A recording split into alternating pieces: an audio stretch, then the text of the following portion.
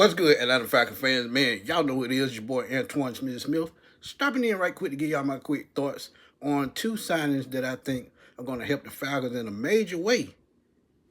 Christian Harris, former Houston, Texas middle linebacker, and edge rusher, Samson Ebukam.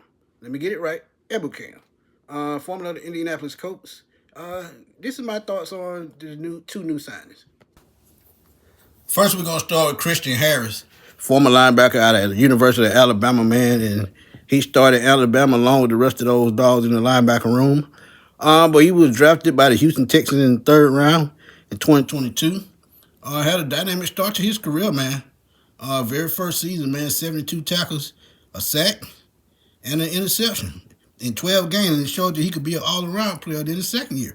He improved those numbers with 101 tackles and 2 sacks in 16 out of 17 games.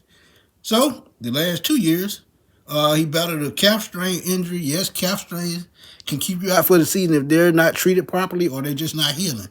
So he was limited to 3 games in 2024 last year. He comes back, mainly a special teams guy, played 173 snaps on special teams.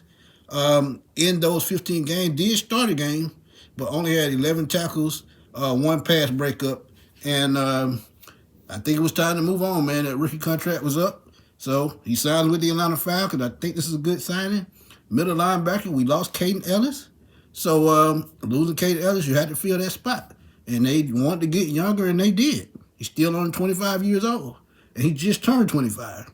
So you add youth to this position. And I actually think this is a wonderful signing because I actually wanted them to trade for him last year, but I guess they felt like they can get him at a better value this year. So a Houston, Texas linebacker comes to the Atlanta Falcons via free agency. Samson Ebukam. I think this guy is really a traditional role piece that he's done well as a role player in the NFL, from the Rams to the 49ers, then to the Colts. And with the Colts, he played up under Atlanta Falcons defensive line coach, Nate Ollie in Indy. And Nate Ollie got the best out of everybody in Indy, even Samson.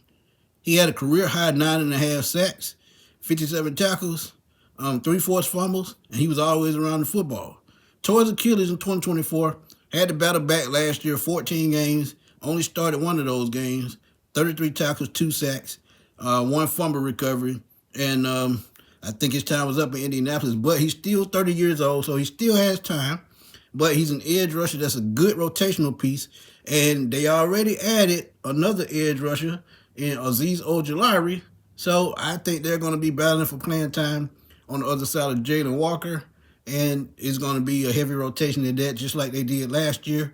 And like Jeff Ulbrich said, he has a chance just to go out and get his pick of the litter of what type of player he wants and what he likes, because he has a lot of key players at key positions already.